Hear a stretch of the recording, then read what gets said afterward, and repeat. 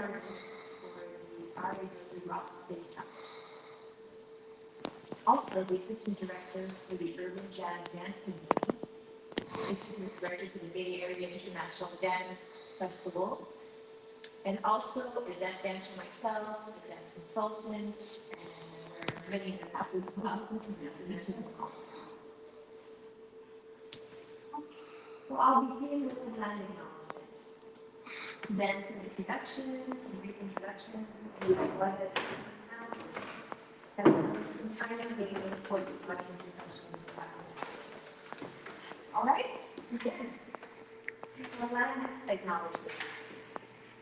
We occupy the unceded ancestral homeland of the Ramaytush, the original inhabitants of the San Francisco Peninsula. We recognize the Ramaytush woman, understand the deep interconnectedness of all things, and maintain harmonious relationships with nature from millennia. We honor the Ramaytush peoples for their enduring commitment to the care of Mother Earth. As the indigenous stewards of this land, and in accordance with their traditions, the Ramaytush have never relinquished, lost, nor forgotten their relationships or responsibilities as the caretakers of this place, as well as for all who reside in their traditional territory. They acknowledge the privileges we gain from living and working on their ancestral land and express gratitude and respect to them. So we have a wonderful panel here. First, we have Aisha Knight Shaw. Next, we have Joanne Yee. And then we have April Scott. Introducing Aisha, she is a teacher, an ASL artist, an actor, a dancer, poet, and she's also a photographer.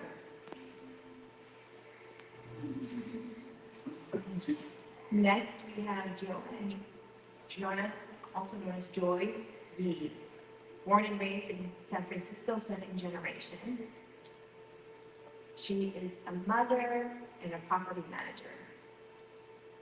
She also absolutely loves dance and the arts. And next, we have April Scott. April works with Urban Jazz Dance Company, as I do, as an administrative assistant and has been so for several years. She loves being part of all the different projects and events as a performer, artist, and as someone who signs lyrics to songs.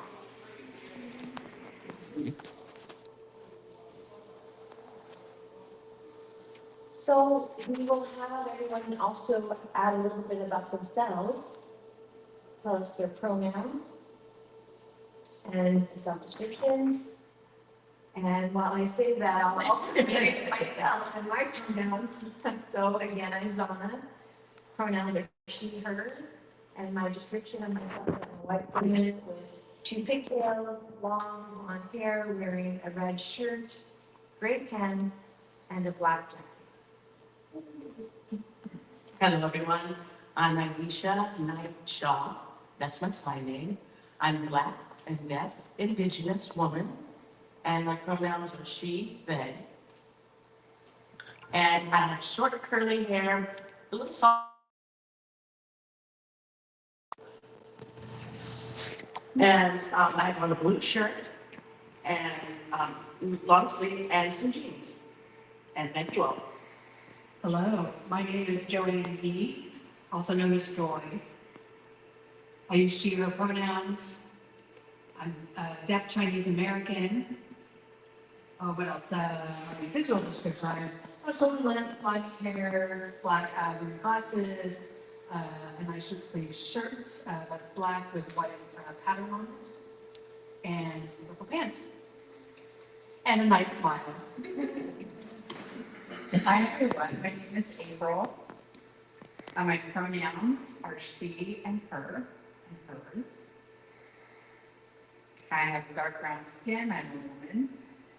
I don't have any hair. My hair is shaved off. I'm wearing glasses. I think they're about the dark brown color, and I have a pink sweater on. That's Thank you all. So now I wanted to go ahead and ask you a few questions. First, how do you identify yourself within the deaf and deaf-blind communities? I'll go first. Again, this is April here signing. I identify as, well, I'm saying I identify as a Black person, a brown person of color. I identify as a woman, and I identify as deaf. I've been going through a soul journey of sorts, and I was writing down that I consider myself Afro-American rather than African-American. And typically when I think of Afro, I think of the hairstyle, and whereas African comes more from the country. And so when I think about my identity, I know that I had asked my mother if we had any family from Africa, and she said, no, we are all born here in America. And I do see myself in some people who are Nigerian, Jamaican, Sierra Leonean. However, I don't know exactly what my identity is. I haven't completely finished researching that. So I know that my identity is a Black woman with dark skin and who is deaf. Again, my identity hasn't been fully set in stone, but that's where I start.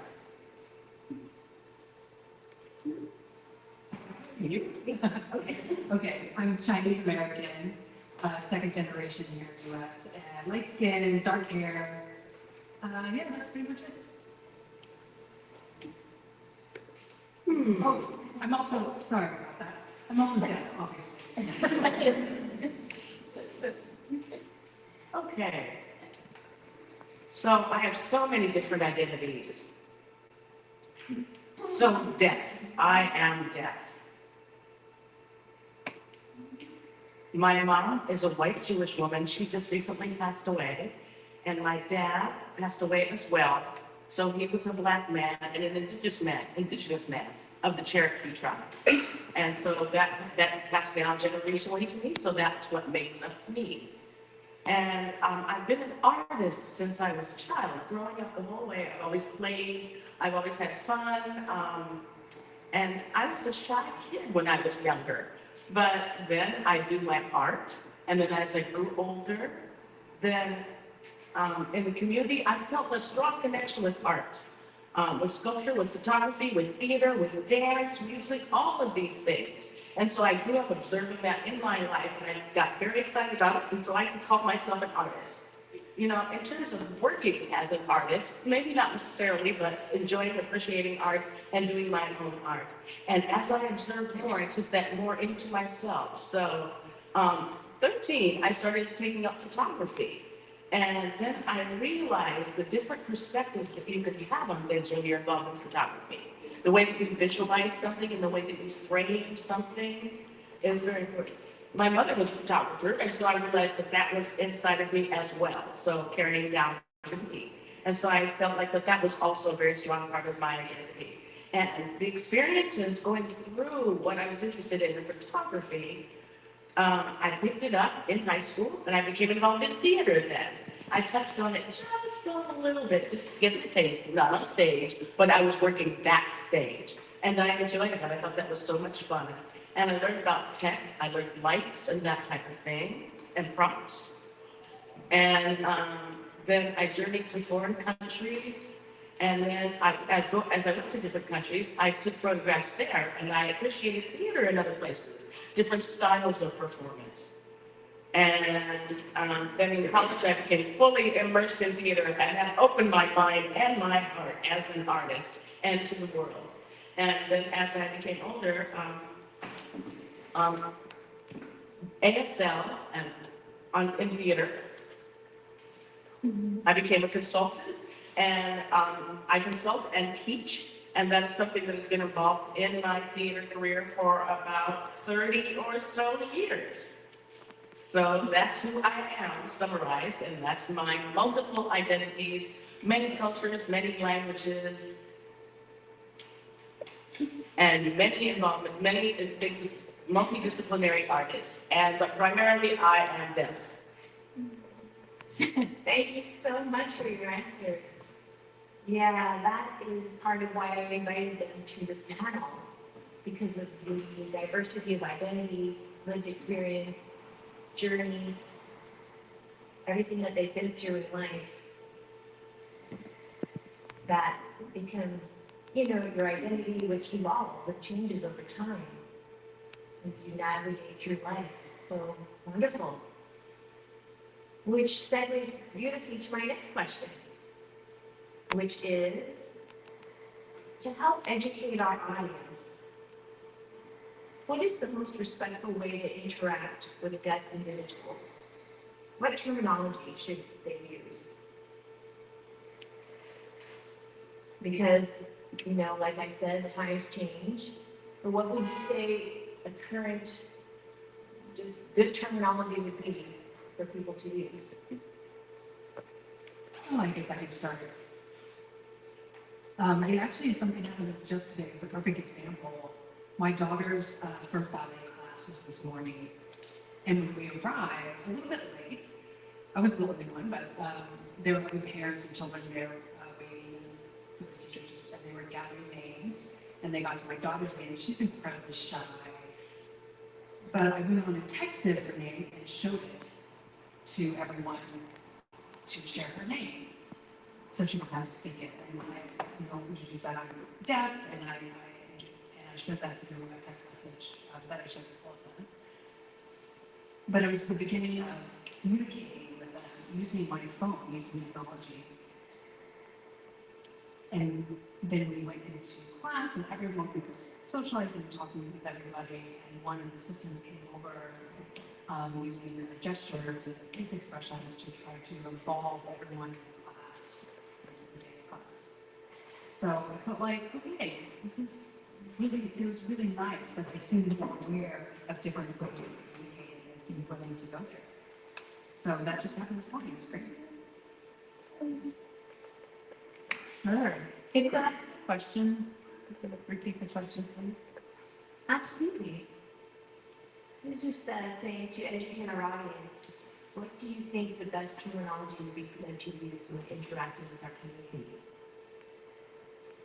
So terminology for Thank you for that question, Sana. The word I prefer is deaf. And I think it's really good for people to practice saying deaf. I know that there are other terms such as hearing loss and hearing impaired, but I think it's good for us to use the term deaf. Not deaf, but deaf. Because deaf is not a dirty word. It's not taboo. It's not a bad word. It is very much okay to say that somebody is deaf.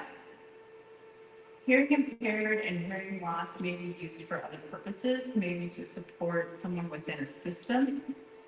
Maybe the system is using that term and the system itself is quite complicated and difficult to navigate. And using those terms may be convenient for those purposes, for the purpose of being in that system and navigating it.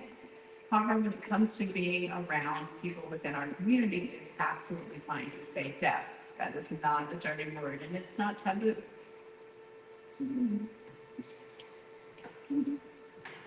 Deaf. D-E-A-F, deaf.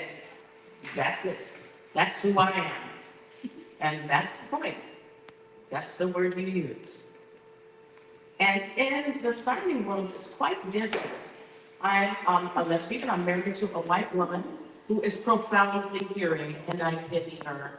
So some days I do, she's hearing so much, there's so much noise, and I'm thinking, oh, the poor woman. But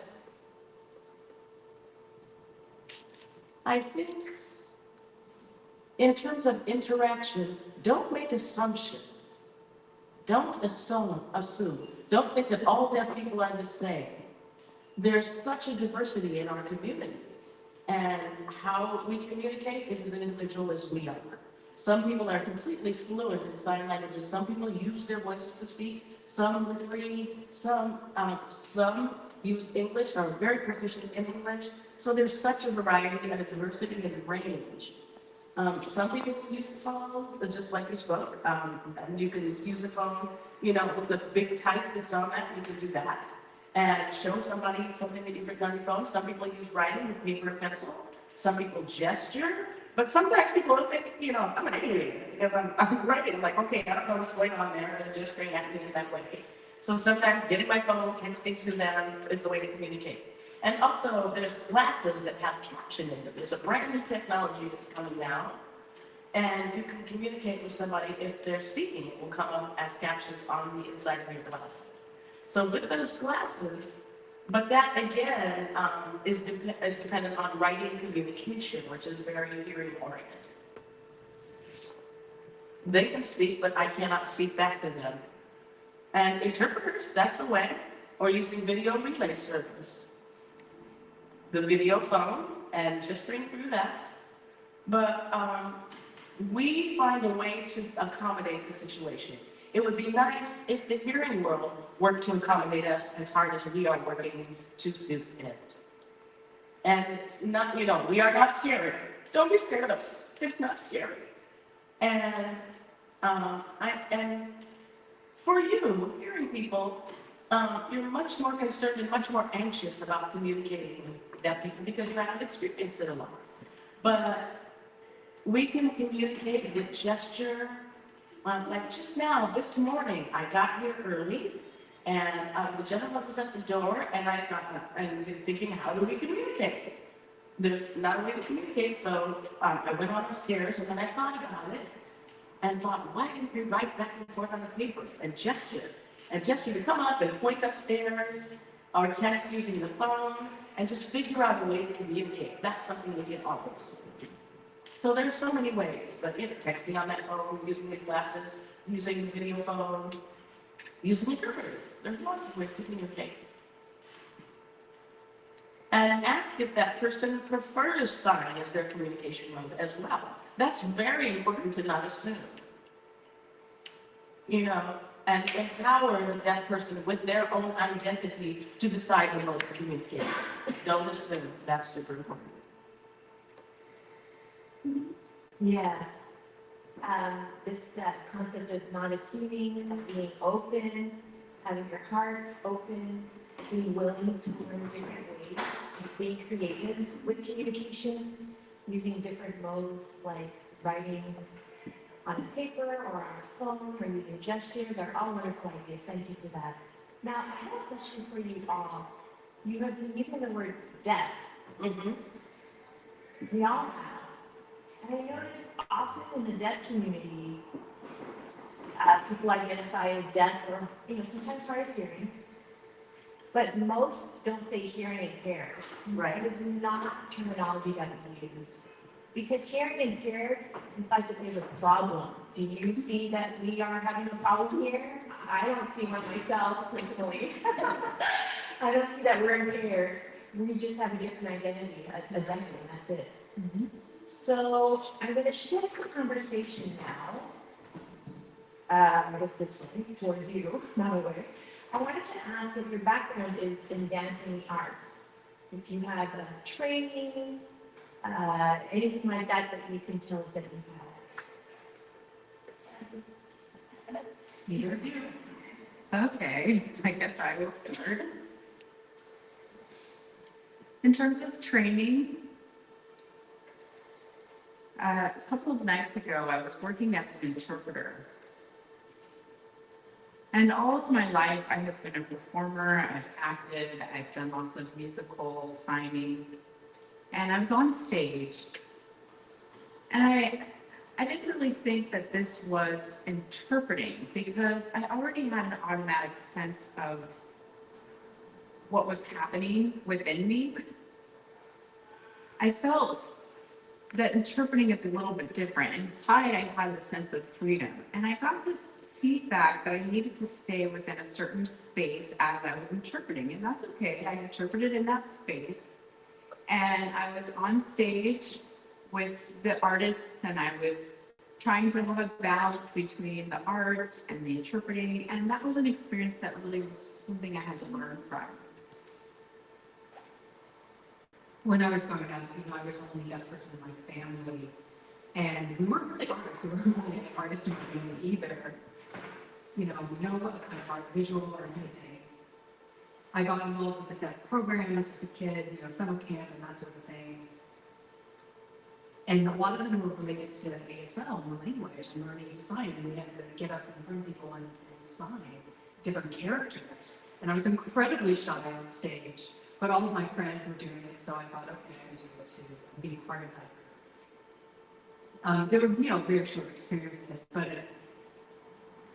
it's just, we might have different productions throughout the year, spring production, fall production, but I really enjoyed that kind of socialization, whether it's standing on stage or feeling the rhythm of the music and being able to express what's happening in my body.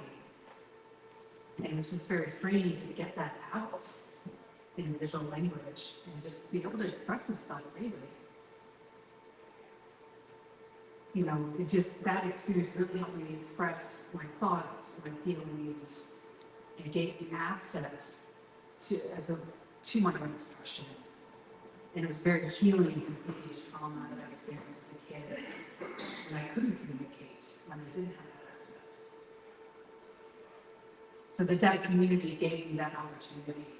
And I stayed involved ever since. And I got involved with the Urban Jazz Dance Movie a few years ago, involved with one of their shows. And again, I'm incredibly shy on the stage, but I forced myself to face my fears and to get in front of the audience. I was given a script to translate into Excel, and a way to be able to start that. I really enjoyed it and enjoyed it this far. For me, I kind of variety of training. Zana's already looking at me and laughing about what you're saying.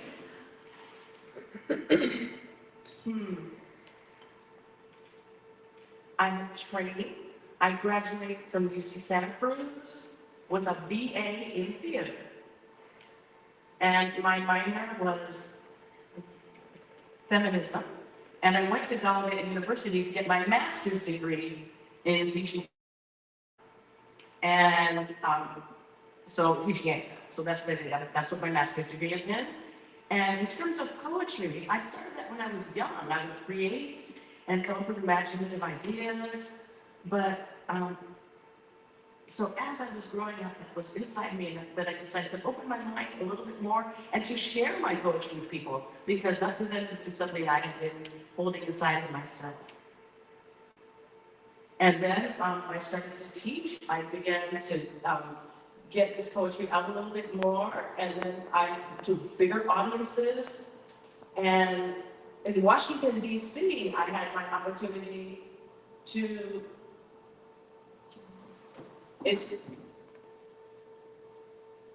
It's Your Mug. And that was the name of a poetry event that was taking place weekly. And the person told me, said, come on. And I'm like, am I going to be the only deaf person in an audience full of hearing people? And so I said, okay. I wrote this poem, and when I got up, and I gave it to Tony, and I said, you speak this, and I recite this. And so it didn't matter whether it was going to work out in sync or not, but we decided to get up there and do that. And so I stood in front of people, and I signed my poem, and her voicing was perfect, and then we became friends after that, really close friends. And then I moved to Boston, and she moved to Boston at the same time. And then they said, come on and join the program. It's the Nest Poetry Group. And there were Black artists. It's a Black artists group, and I thought, oh, that's great. That suits me very well. And so we also went weekly to share our poems and give advice to one another and support each other as poets. And then we actually had a book of poetry that we worked on to publish. And they said that they would help me edit. And so Tony worked so hard with this. And then a year went by, and we went through it all. And 2 of my poems were chosen. And then they got published, and I was very excited about getting published. And then I thought, the first time with a deaf artist on the front in this book. And then I was all ready, and we sold a few copies. But my friend said, it's a good book, but the important thing for hearing people is to be able to hear the voice in the poem. And so she said, do you trust me? And I said, oh, okay, yeah, we've been friends for a long time, I trust you. And there were 4 or 5 poems that were spoken, and she chose to spoke, she recorded. So that became a CD. And then another friend said, you're right. It's good to listen to and to hear. And then people added music into it, and that got incorporated into it, and then it became an actual real CD. And then more people were able to hear it. And then another woman published an article about me at that time. And then I got onto a TV show on a panel. I was asked questions, and I thought that was pretty wonderful. And people came to me and said it was very powerful and impactful to them. And they appreciated my poetry. And then they said, we need more people to see your work. So then I got in touch with San Francisco Poetry Jam and HBO, through HBO, and they said, please be on our show. So I said yes, and they accepted me as their first deaf person on Deaf Poetry Jam. With an interpreter, Tony, there behind me, voicing for me as I was doing this in sign language. And there were interpreters in front feeding me to make sure that we were matching their voice with my signing. And so now I'm working on a video of ASL poetry. And then having that all work out in different, with captioning, so that it's all accessible in every way. I'm in Braille for deaf blind people. I'd like to be included. Maybe Spanish and French, many foreign languages, so that access, the most important thing, will be available. So everything is translated in sign language, in all these languages, in Braille, so we can share that with everyone. And theater, I've been a theater advisor for so many years, for 30 years, and that means that access to theater, I would get the script in English with the interpreters, we would discuss it, give feedback, and then I would talk about how to sign it, like being the sign coach for it. And Kat and I worked on Hamilton here, Frank was here. And Annie and I worked on the show before as well. And so in theater, working as a signing advisor, an ASL advisor, I had the opportunity to do that. Now, dance is new for me, but I love so very much working with Zara and Antoine. 3 or 4 years so far, and it's been wonderful and really touched my heart, and I feel quite inspired. And just all of my artistic ventures are like blending together now. And there's more to come, hopefully. I love working with each other, and I just have to say, I'm forming really deep relationships with them all. I've had different experiences with them, and I really enjoyed hearing about their training and upbringing, studies. So my next question is, where are you from? And then also, how often do you have the opportunity to perform or to showcase your work? So, 2-part question.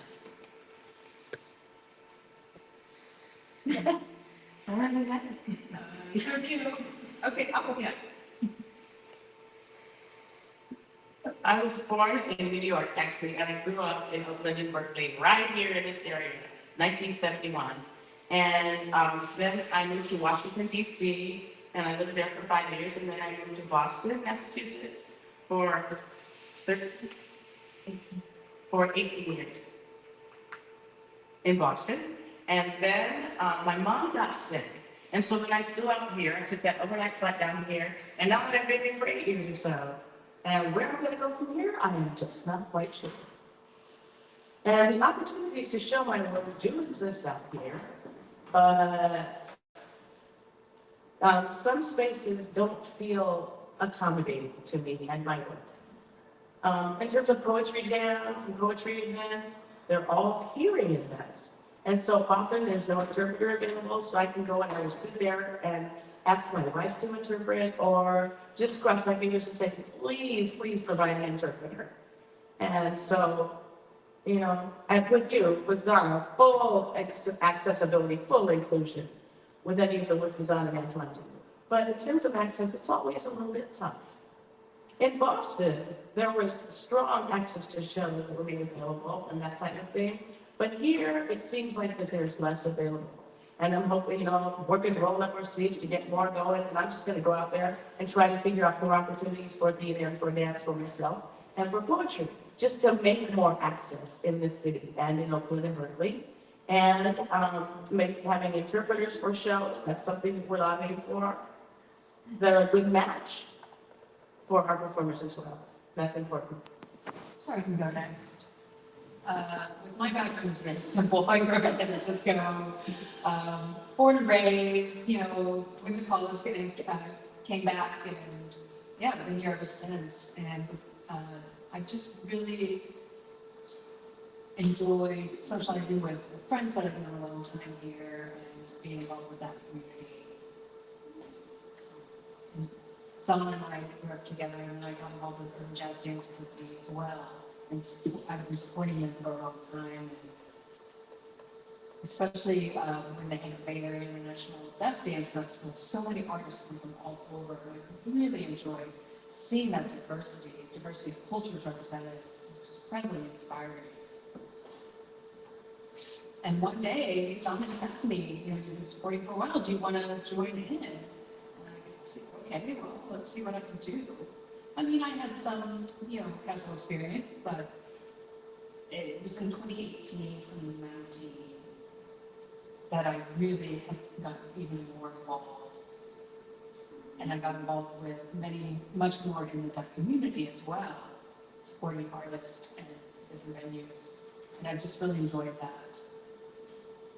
A way to showcase deaf artists and that experience, especially when children can see that, they can see they are so inspired and have deaf role models. And it's easy to get them to be creative and to see that creativity shine with us. So it's been incredibly moving to continue to stay active. And then in 2020, I was pregnant and had to take a hold on some of that work.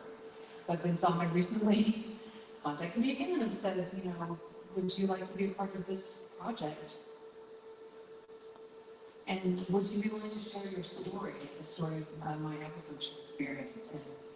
And that's how I got involved with this one.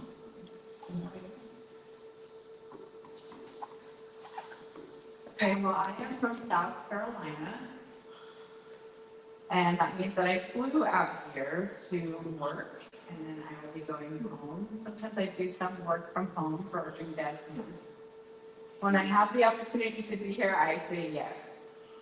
I love working with urban jazz dance. I love working as an interpreter for musical performances with them.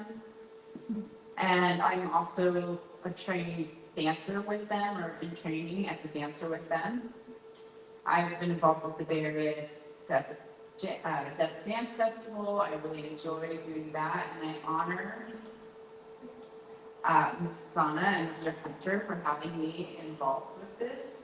It really does help me to see my capacity, my skills, and that I can achieve things. I don't have to just give up. Sometimes there are things that can be very challenging and difficult, and I'll let you know that this has been a huge, world of arts and enjoyment and experience that I know when I graduated from Gallaudet University in Washington, D.C., and then I came here, I could see the art energy and the art experience. And it really gave me an opportunity to realize that I have capacity. And so I'm so eternally grateful to Zana and Mr. Hunter for the opportunities they've given me here. Thank you so much. So, thank you so much for that. My next question is, what kind of access or accommodations do you need when performing or showing your work, especially collaborating with hearing individuals? Well, as I just mentioned, as I've been learning, when I look at the type of flooring that we are sitting on, I know that in the past, and especially the other day when there was a performance, I did not feel the music. When I sat in the audience, I did start to feel the music a little bit, but the reason that I didn't feel the music is because the floor is not a wooden floor. But in my experience in Washington, D.C. as a performer, The floor was wooden and there was a vibration there. We often had a bass box underneath the floor. And so when I would sign, as I was signing the performance, I felt the energy of the music come through the floor, up my legs, and fully into my body. And I realized, oh, this is an important part of being deaf, an important part of deaf culture. And because I hadn't experienced that before being in a deaf space. All of my life growing up, I grew up in a hearing family as the only deaf person in that family. And I would grow up in the church with my family. I would perform in the church, and they would have a bass box there, but the box was often to the side. It wasn't underneath a wooden floor. So I would feel the vibration of the music in that bass box from my torso up. And I didn't feel the impact of the music throughout my whole body. And so I realized as I had the bass box under the floor and had the music vibrate throughout my body that I had been missing out. And I really felt liberated after having that experience of the baseboard under the floor because I felt it within my whole body, the whole music vibration in my body. So now when I'm interacting in hearing spaces, especially if I'm going to perform, I really require that they have a bass box under the floor. And if they don't have that capacity, then I ask do they have a bass box somewhere nearby. And I'll work with the interpreters that are there. I need to have interpreters as well. And it can get a little sticky, but I try to interact with the interpreters ahead of time to get information about the background of the music that the interpreters are hearing and taking in, and to get a visualization for myself of what that might be like. And I want to, the way that I feel music is through my eyes. And so I want to know fully how can I access the music? Is there someone playing a saxophone or flute, or is there are there drums, or is there piano sounds in the music that's being played? That really helps me quite a bit. Well, I think I haven't really worked much with the hearing, community, whether it's the dance and showcasing art. With my experience with the deaf community, we definitely have a bass box, similar concept, right next to the performers, so we can feel the music. And we also get the lyrics ahead of time, so we are familiar with them and we know the content of the song. I have a deaf partner as well, and so we work together in that way. We're really in sync with when working with deaf dancers, we're really in sync with each other. And it's really easy to have that coordination. If I happen to be working with hearing folks, I might ask him for an interpreter for communication needs, definitely. We could also communicate through messaging, and it's great when they're in marketing or sign language, that makes it much easier. Of course, music lyrics ahead of time, getting that sound, the bass up as high as it can go. It would be nice to have a visual, light representation of the sound. As the music's going, the visual light is representing the music so you can see exactly what the music is doing. And I also wanted to add, I've been to several music festivals, and to have deaf interpreters on stage, they often include a lot more of the description of the music itself along the words, and it's so beneficial. It's such an incredible experience. And it's a way, and through that knowledge, I can express myself through the music as everyone else does. If it's just, interpreting words and I don't really know what it's about, it's kind of lost on me. There's not really a connection with it. Or if it's dark and I can't see, but being able to have full visual access to that interpreter, that was an incredible experience. I agree with both of you about this, but I'd like to add, for theater and any kind of performing, I guess, plan before. Plan it in advance. Don't wait until the last minute to make things accessible. And learn before what is needed.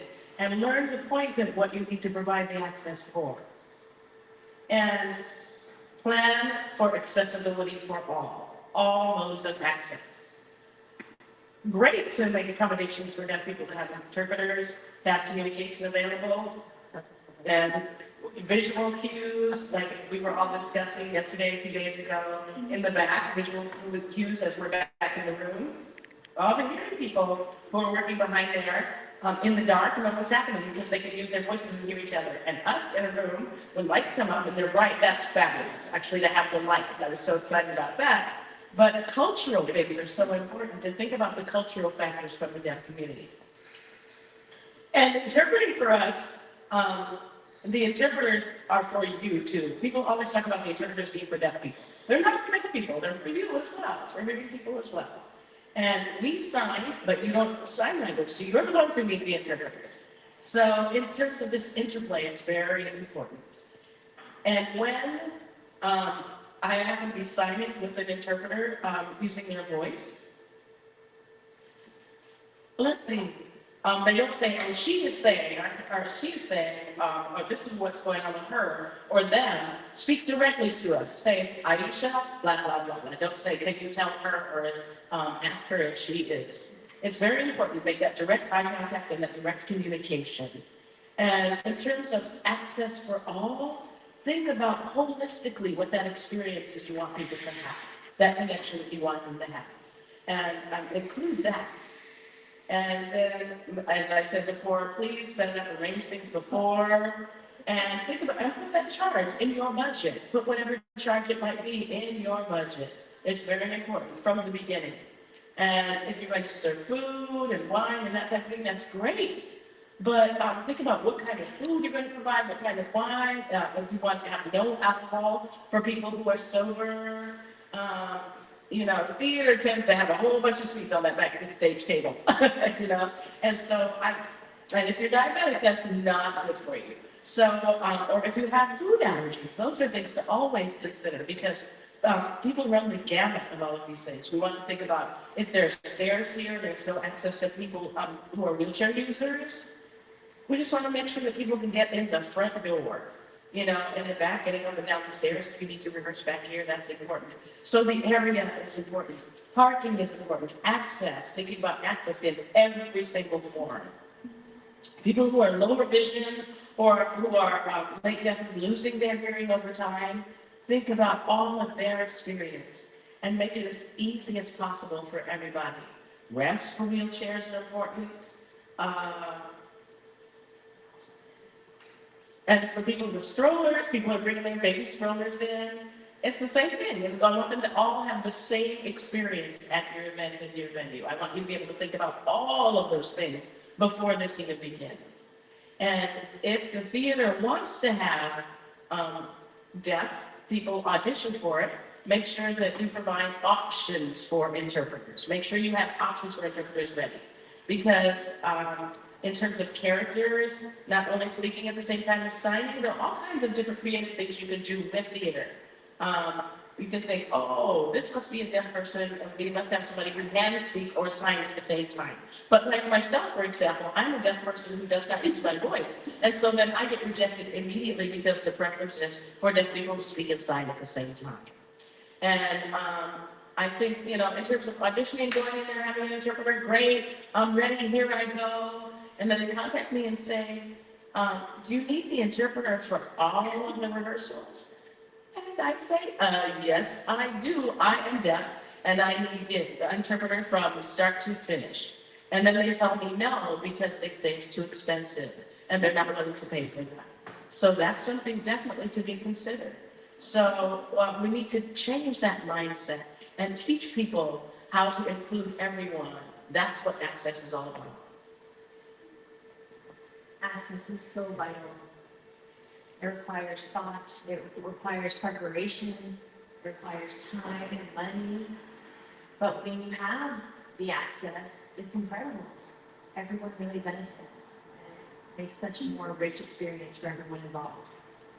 Oh, can I add one more thing? I'm so sorry, I want to add one more thing. Deaf culture experience. We as deaf people like to communicate with each other before the show and after the show as well. We love to socialize, we love to talk to each other. So make sure that you add time afterwards before you close the house. Because, deaf people want to stay, communicate with each other, talk and chat, but, and kick people out the door, get out of here right now. We don't like that. Deaf people need that opportunity to communicate and to socialize and to catch up with what's happening, because we are all scattered to the winds, and when we get a chance to come together, that's a very important part of deaf culture. And so make sure that you include that time at the end. Yeah, the deaf community is very small. Yeah.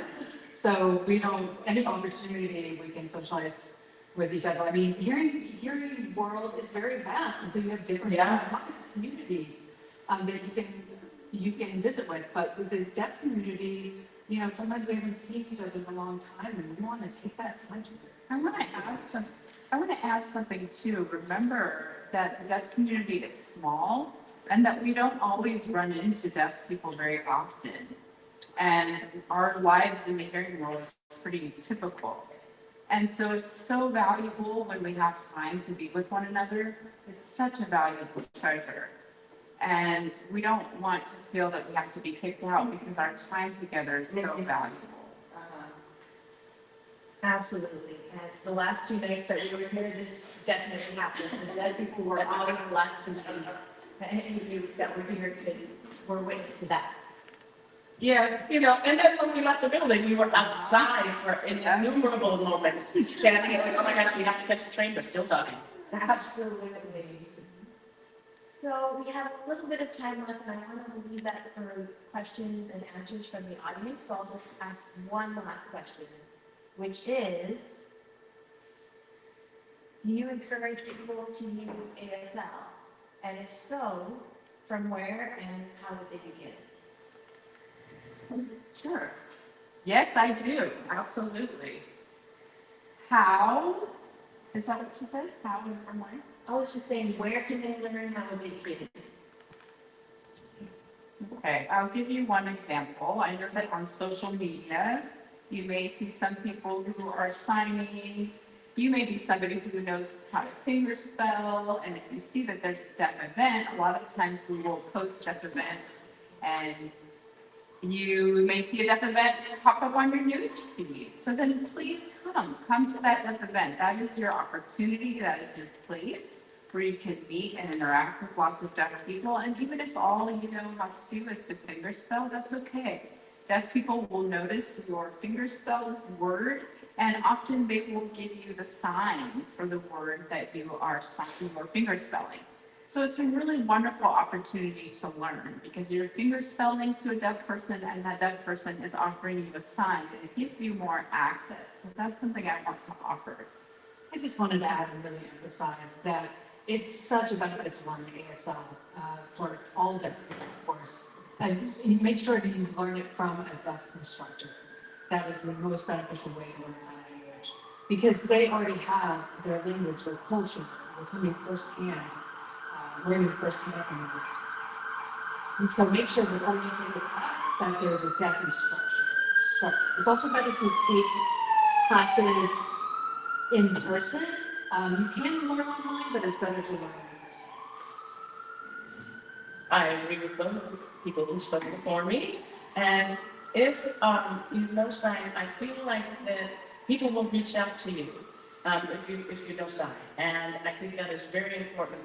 And that people will feel, come on over, will feel fully inspired, will feel like it's accessible if more people know it. Like last night, people met April, people were chatting, people were learning sign, and I feel like that, they were thinking, oh, there's a man over there with signs. Oh my gosh, of course, it's great, fine, I'm so excited. And then we're gonna go over there, and then all of us as a group are going, okay, we found a person with signs. And that's something that we will retain in the back of our minds to remember it, of knowing that we can go to that particular place and that particular person for communication and ASL.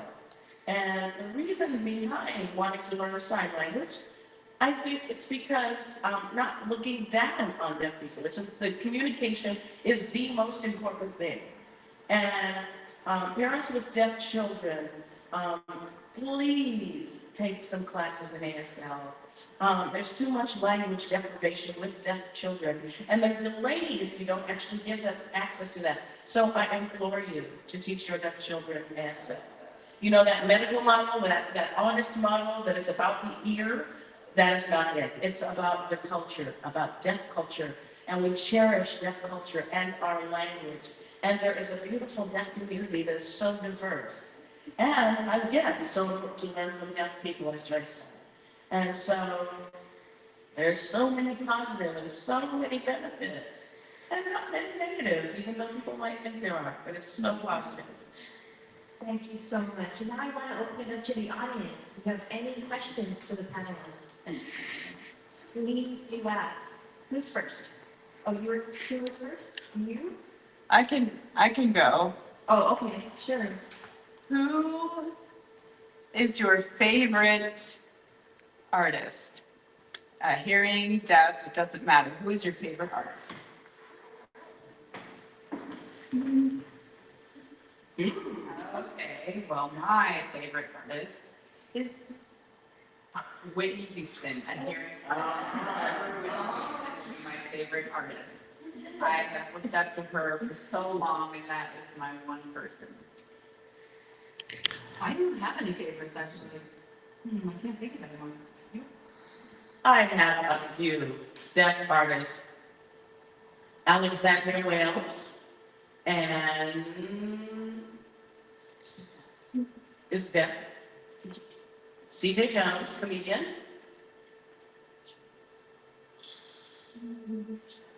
Trishelle Edmonds. Oh, so many. And This is the audience. Can you tell us who that is? Yeah, the follow-up question is, who are those people that you just named? they're all deaf performers. They're Black deaf performers. CJ is a deaf comedian, and all of them are performers. You can see them on TV, you can see them on stage, and whenever I see them, I feel extremely excited. And Jake Bryant is really shooting up to the top. For the longest time, they've been involved in, I think, 40 years. And Jake is a filmmaker. And just seeing her at different festivals where she's actually able to show her films at her work. Stephanie, last name of this. Nogueras, and Latine, deaf performer who I really, really like. And Ashley, who's worked with Zelma before, and Anton, and an international dancer. And I'm just falling in love with that work and inspired and touched by it. So there's so many deaf actors. And the thing is, for me, it's deaf performers.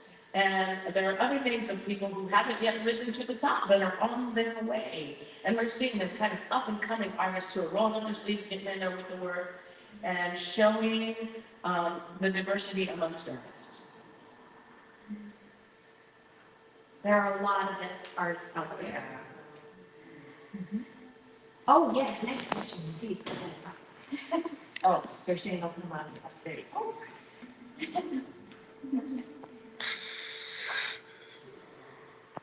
So Brian, I'm so honored to be watching this panel. I have something to say, and then I have some big dreaming questions, or dream big questions, I should say. So my first thing is just a comment, which is I deeply appreciate your willingness to be here, to perform. I see that as an act of resistance, because most spaces where artists showcase their work are led by hearing people, are led by men, etc. And so when you come into those, you have this, when I come into a language, multilingual, multidisciplinary space, it's amazing. And so I just really appreciate you all for doing that work. I see opportunities for more stories to be showcased. And so now to my question. I wonder if you envision a future with artists from your community, with deaf women, queer, trans, deaf, women of color, that community. I'm wondering, what do you see in the future? What type of art would you see from that community, from your community? And what message would you want to see spotlit? That's my question. Wow, thank you. Ms. Guthrie, I'm looking at you. I might go last on that one. I'm willing to start. Thank you, Brian. Thank you for that incredible question. From my experience of frustration as a deaf person within a new world and not able to express myself, and also within Asian culture, that cultural tendency to be humble, to be passive, the passive Asian, and to be able to have role models to look up to and teach me how to express myself. That would be in the future. Many BIPOC.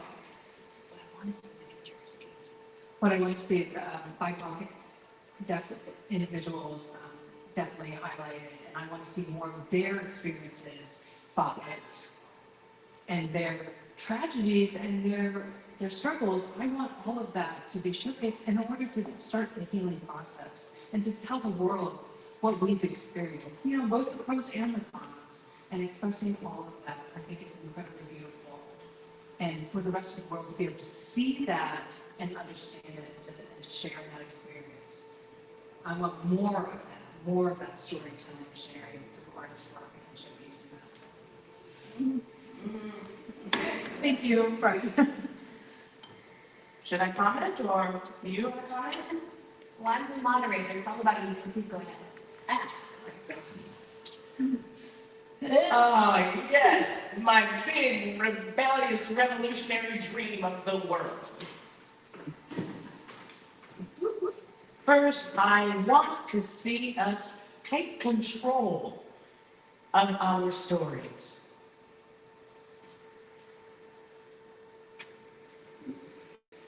I am pretty much done with our stories being looked down upon, or, oh, tragedy, oh, slavery, the suffering of the indigenous people, the wars people have gone through. I'm really tired of our stories being co-opted that, and also of people of color being shown as sex workers, prostitutes, and all those negative things. That sticks in the brain, and that perpetuates throughout the world. And I want to know that I want us to throw that out and create say fuck all y'all, and what I want to do is I want to make this change. I want to change that narrative, and I want to have deaf people be able to express themselves, whatever language they choose to express themselves in.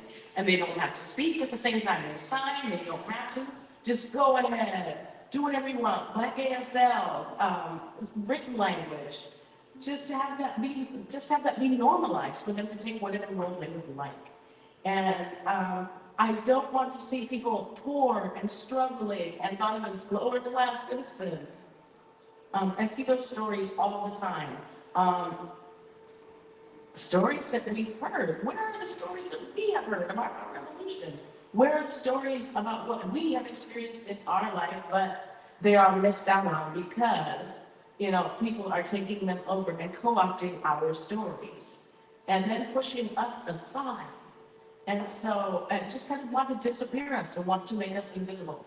And so I think that I want our stories to be us. We want us to be bold. We want to be tough, bold, strong. And I want to see more deaf production companies. And I want to see our investing in the running of these companies. And I want to see YouTube channels. I want to see people of color on YouTube channels. I don't want to see the same old stories. I want to say, come on. I want more depth. I want more richness. I want our parents to see the diversity of the communities, of the colors. I want to see Chinese sign language. I want to see Black ASL. I want to see LSM. I want to see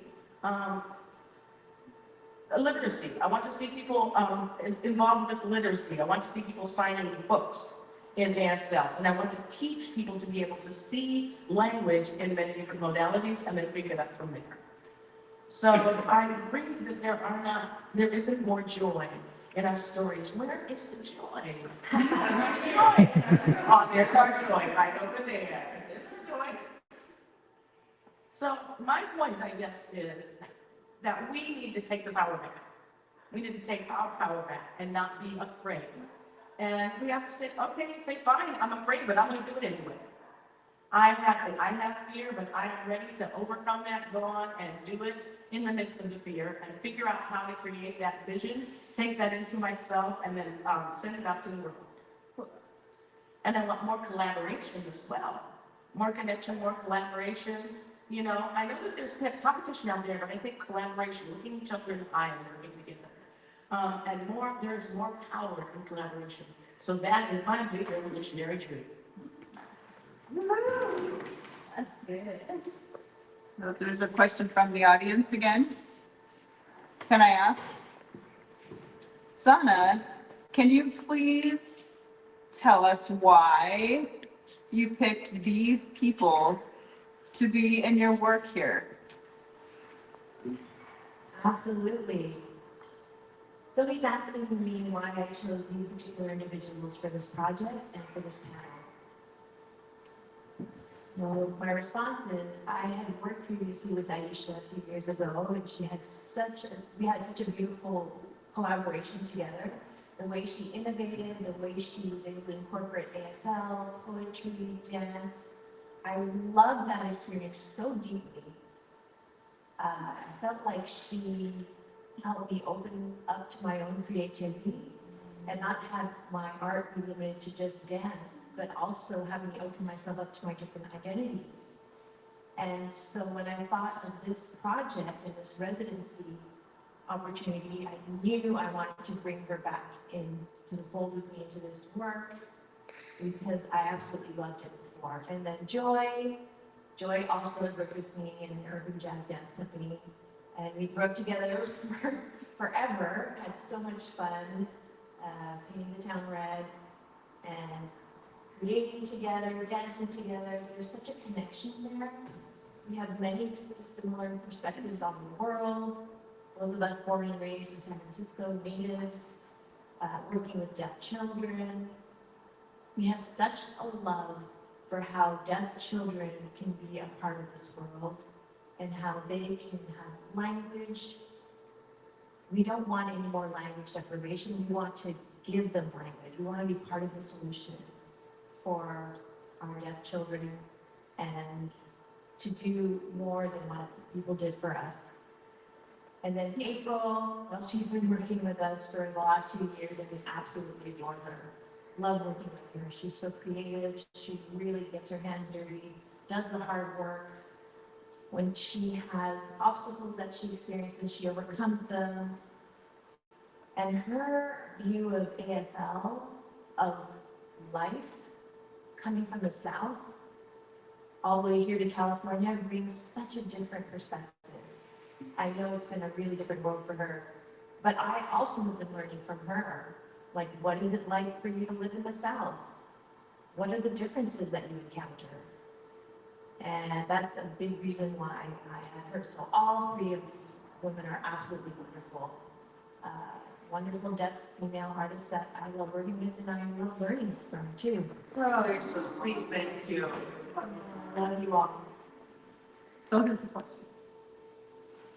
There is one more question from the audience. Yeah, as a BIPOC artist, I'm resistant to the ghettoization of my art as like it's just this.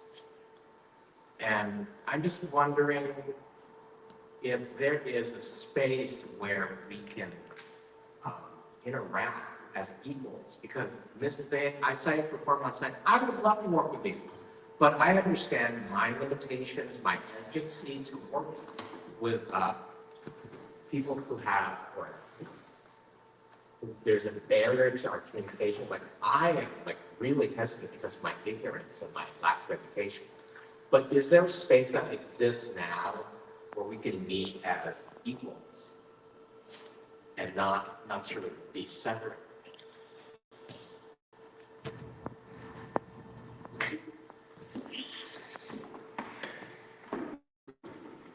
clarify a little bit? Did everyone understand the question?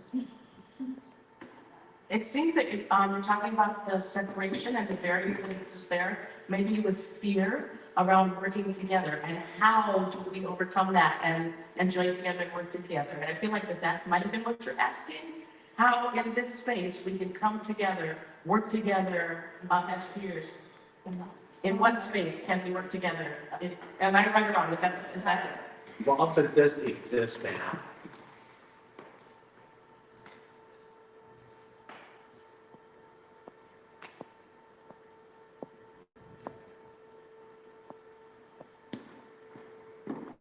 Where we can meet together? Do we have that space now? That's a good question. That is a good question. That gives me a lot to think about. I think,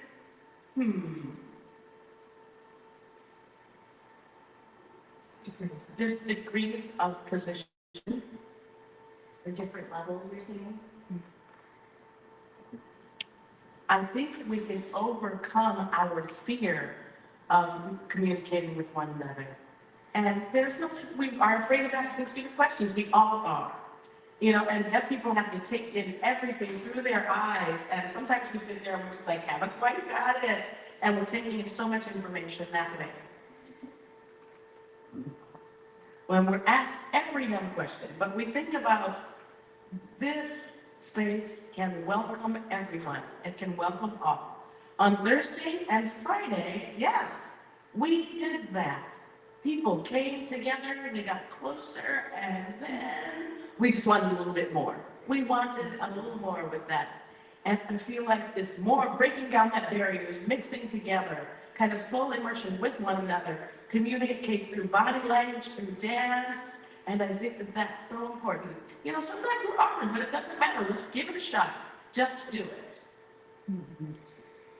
And just overcome that fear. Just like crawl up out of it, make yourself come to the top of that ground and say, we can. And how can we do that? Listen to each other. Communicate what you need. And if you don't express your needs, then we don't know what to do. You know, we can take care of your need if we know what it is. And if we want to come together, collaborate, work together, full access needs to be there. But sometimes people are afraid to say, I want to be involved, but I need access. Sometimes it feels like there's a list of things that we need access for, and then people will think that we may be demanding or greedy. And then we feel like maybe we don't want to take up space if people aren't open-minded about it. But we have so much to offer, and looking at what we need, that communication is so important. And then we can meet together in the middle.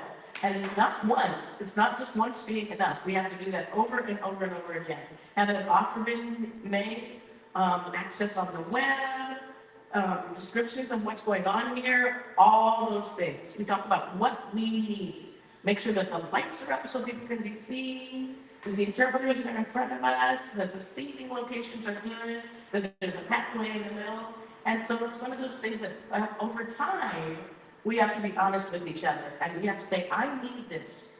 If you really want to work fully collaborative, people have to be willing to express what they need, and people have to be willing to learn, to sit down, to ask those questions, and talk about what they need, and we need to pay attention to each other. Because if not, then we're just all kind of standing a little distance from each other and communicating superficially. But I think the beginning of that depth is how we get to understanding empathy. Yeah. Also, as artists, 2 nights ago, we're looking in the back room with the other artist. The artist who went with the saxophone.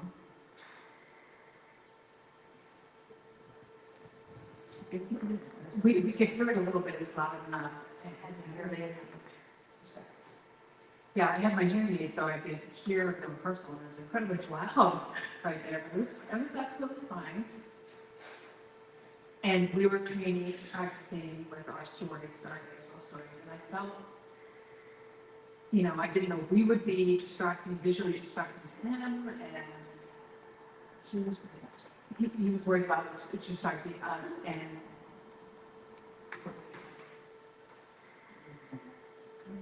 but there was no other place to really practice. And we just had to take, there were no interpreters. So we had to kind of figure out how to communicate with each other, what each other needed in that moment. We just had a moment where our eyes met and we had a collaborative moment. And it's part of it. There was also a moment where we had the cue, it was a curtain cue for us, and we had to practice being able to come out at the appropriate time. And so we had to figure out how to communicate that and know that our cue to come out when that was, and we practiced with some of the other people who didn't know you, so communicate with us. But we figured it out naturally, and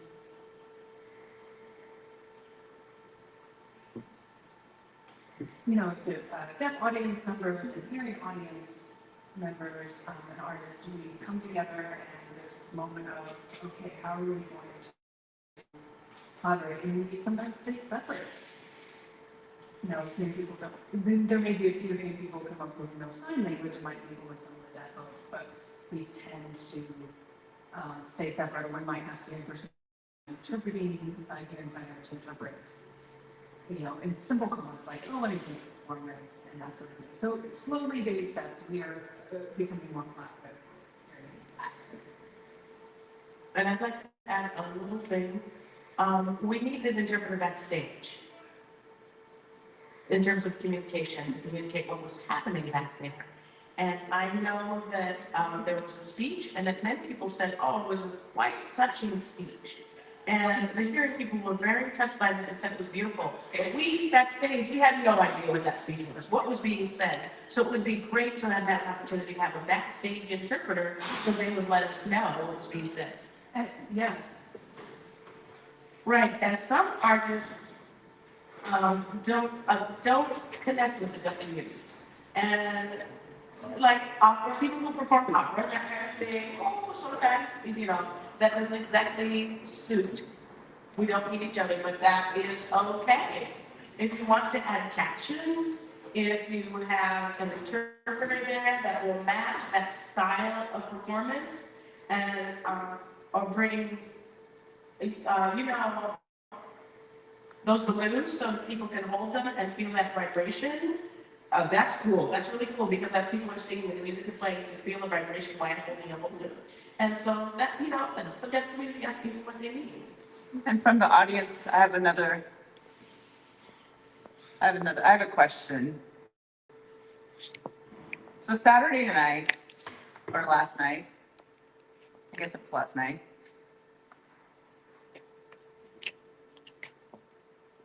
we had 25 members from the deaf community who came to see the performance, and they really enjoyed it. So how did that make you feel that so many people came to see your work? What do you feel about that?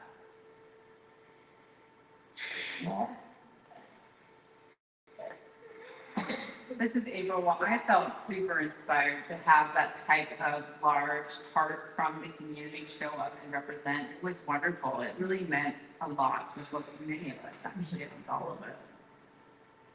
Yeah, the same. Yeah, and I just wanted to add that, I didn't really touch this opportunity. It was a great opportunity to see the deaf audience to come and to watch deaf performers. It's an incredible opportunity for that because there's not that many out there. You're mostly going to hearing performances with maybe an interpreter present, but this was such an actual opportunity to see deaf performers. So I really appreciate the support that they came out for us. I'm completely inspired. It gave me chills. I was deeply touched. Thrilled that we had a great, huge deaf audience for Friday night in San Francisco.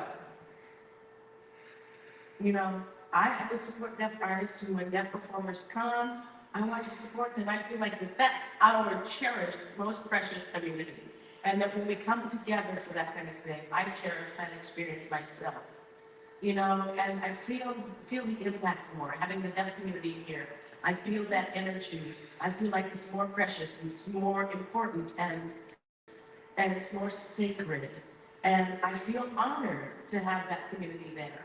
And I feel like, come on, we're in the show. Where are our deaf shows? Where's our deaf community and our opportunities to come together? So I was quite touched by that, and I really appreciated it and enjoyed it as well. Thing about the deaf community is you feel, such, I would say more a sense of belonging. So last night with all those deaf people coming to watch us, I felt like we weren't so alone. I felt that belonging there. And I can give you an example. Like if I have to fly somewhere alone and I'm the only deaf person, you know, it's just a lot more work on my part for communication. Whereas if there's two deaf people, then it's more obvious because they're signing to each other. And if there's a group of deaf people, there's even more of that presence, and it's clear to the young people that that presence of deaf people is there. And it's a really good feeling. It's not that we want to not have other people around, but it's more, it gives us that sense of community and a way for us to learn from each other. It feels like more balanced.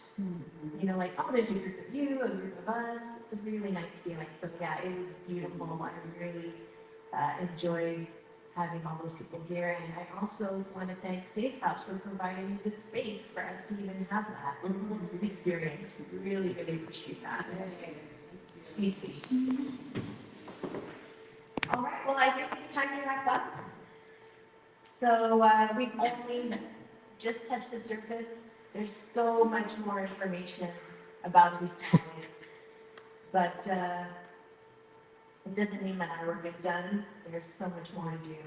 Every day, there's more to learn. If we keep our minds open. And yeah, so glad that we had a chance to learn about these wonderful people. Please do take the time to learn more about them on the internet. Thank you for joining us, for being on this panel. I really appreciate having each and every one of you here on the panel. Thank you for the interpreters. Thank you to the audience. And I think most of you are already aware, but there are more performances here at Safe House the following week. There are other artists, so please do come. You'll be here. All right. Thank you so much. Thank you.